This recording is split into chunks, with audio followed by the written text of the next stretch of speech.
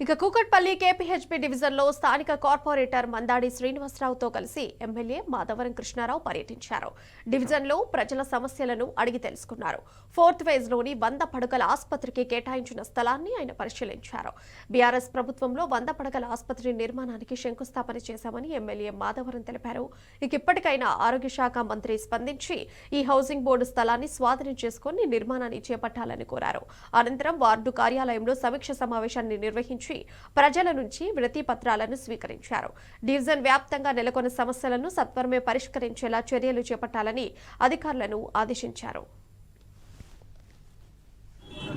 గతంలో 2 సంవత్సరాల కింద జూన్లో 36 కోట్ల రూపాయలు శాంక్షన్ చేసి 100 పడకల హాస్పిటల్ ఆ రోజు హరీష్ రావు చేతుల మీదుగా ఫౌండేషన్ వేయడం జరిగింది.